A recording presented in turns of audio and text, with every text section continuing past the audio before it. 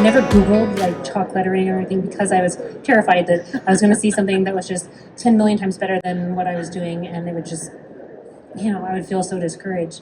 But I think having those boundaries is good as we're developing our craft or whatever it is that we want to do, that we are kind of singularly focused and do what's important to us. Awesome. Thank you. That's beautiful. Yeah. I have a two-parter for you.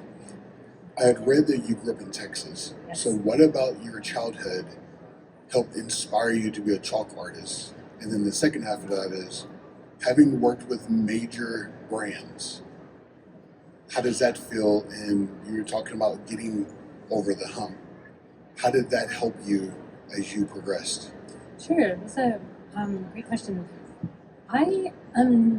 I'm kind of struggling to find a connection between like Texas and chalk. I think but the beauty of chalk is that I think we all have some kind of tactile memory with it, right? Like as a child, erasing the chalkboard, cleaning those erasers, doing it on our driveway or in the park, hopscotch, exactly. And so, of course, I have those experiences too, but did I ever, think while I was drawing the hopscotch that, I should turn this into, a real, true art form? No. I'm not sure that there's a direct correlation between Texas and the chalk. All I knew is that, I had a great childhood of very supportive parents and knew that I loved crafting and kind of provided these different mediums for me. And maybe somewhere, along the way, just experimenting with all these different things kind of left the door open.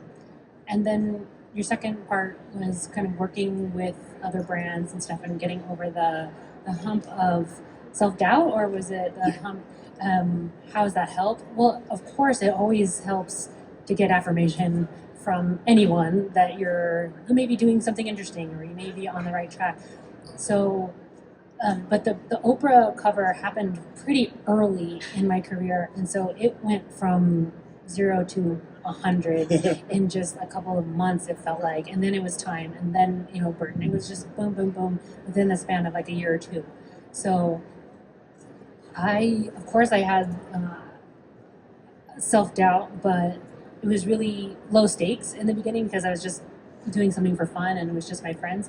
So then when other people start to notice and you're like, oh, I didn't even know that that eyeballs were gonna land on it, of course that felt amazing. And then that's when I thought, well, I guess I could start making a job out of it. I didn't know this could be a career, which, as you have seen, my work has evolved, and I'm still, 15 years later, working as an independent artist, which I love and hope never changes.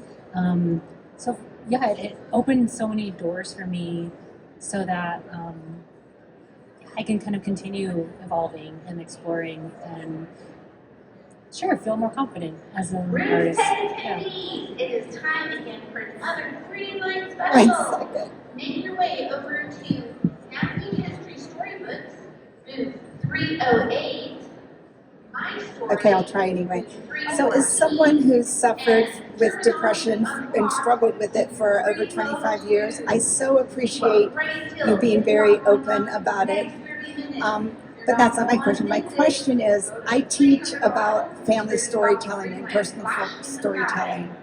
But often people ask me, why do I have to tell the negative stories? Why can't I just tell positive stories? What is all this? In fact, I'm doing a thing about it tomorrow. So what would your advice be to someone who's writing their family stories or their personal stories and are struggling with, should I include the difficult chapters of my life or my ancestors' lives? Yeah.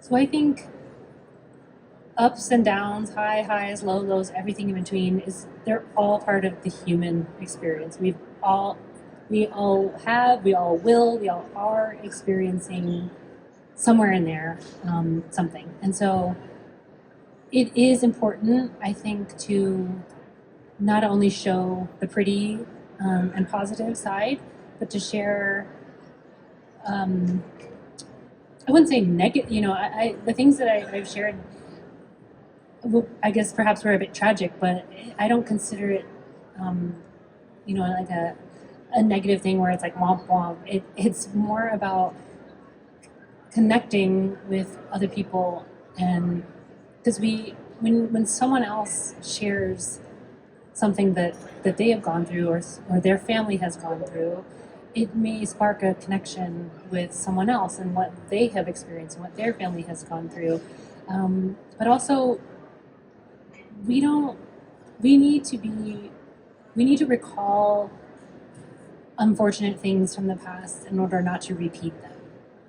And that's a huge part of my mission and my passion, is talking about these injustices so that we do not repeat history, and that we really think and reflect on our past and decisions that were made, and make sure that we're not a part of that moving forward, right? Thank you. I agree with it. Yeah. Hi. You talked about your grandmother and her sewing skills and all she did. I'm just curious. I mean, obviously that's a creative talent to have, so it runs in the family. But does anyone else in your family actually sew? And do they do things to the extent that your grandmother did? It's a great question. No one else really sews besides just mending things here and there. I recently started learning to crochet, and it's been so fun and meditative. I've made a couple of things already and gave them away to friends and family. And I thought to myself, I actually need to start a little book myself of kind of the different yarns and the weight and the needles that I'm using and the pattern, and who I made it for and when, because if they need a repair or if I want to do it again and I know which yarn to buy. And I was like, well, I could just start in the second half of the journal that my grandma has and start putting it there, because I am making these things for the people that I love, and it's exactly what she was doing. So maybe I am trying to follow in her footsteps a little bit and kind of connect with her in that way, using my hands, because I think sewing is too intimidating to me, and also requires a machine, and just it's like a real investment. So I'm starting small. Other than that, there really aren't too many crafty people in my family, and it certainly skipped a generation with my parents. God bless them. Thank you. I'm curious because you mentioned that a lot of what you do just started from creating things like just out of the joy of creation, just like having fun with it. And then as you progress in your career and you start making like higher profile works, and you know that there's going to be a lot of eyes on it and there's expectations for you, how do you like stay with that original intent of just like creating something from within when you're maybe getting in other people's heads of like what they'll think about it, or like what the client wants? Like, how do you stick with your creativity? That's a great question too. So I am someone who tries not to look at too many things online, because I notice when I'm like doom scrolling through everyone else's art, it starts to get in my mind, and I notice what I start to sketch looks like this other person's, and it starts to really mess with my head. And so I've had to kind of create boundaries around what I intake, because it does affect what I put out. And so I am really protective of that.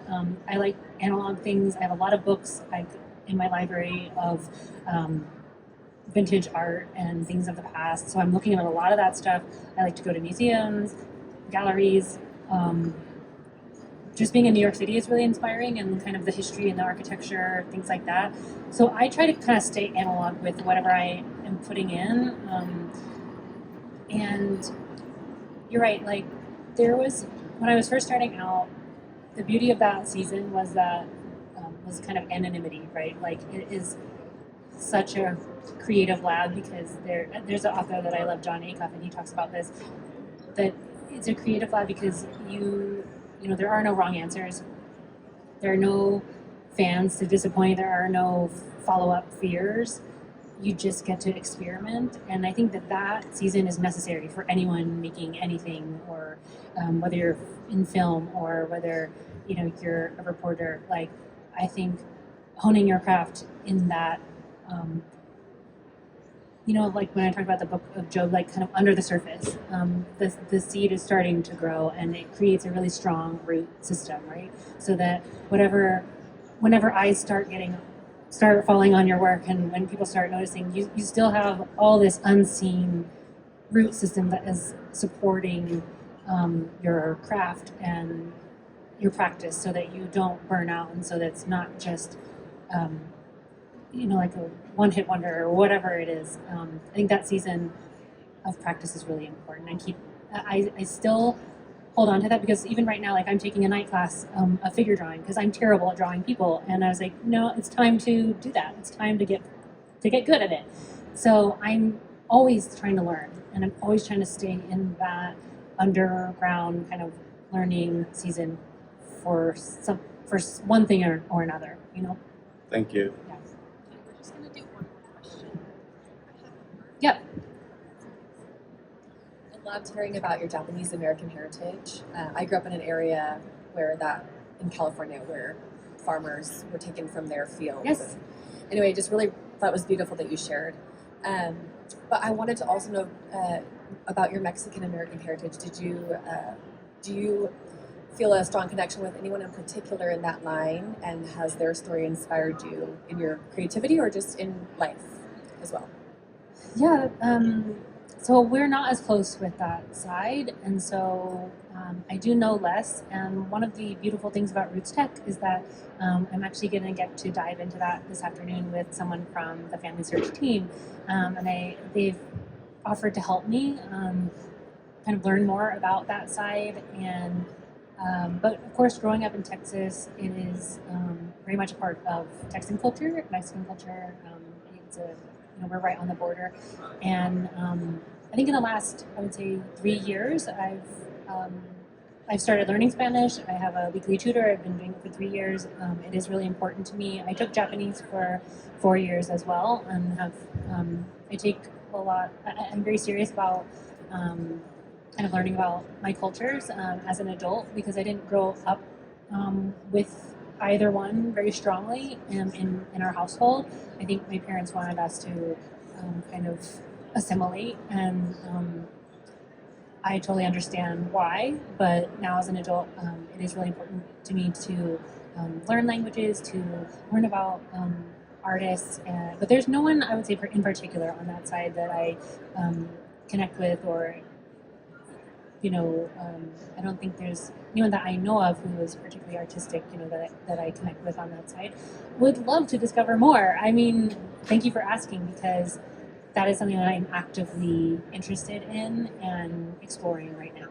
Thank you. I hope you share with us if you make a discovery. Yeah, I'll let you know. I think it would be so wonderful. I'm really excited.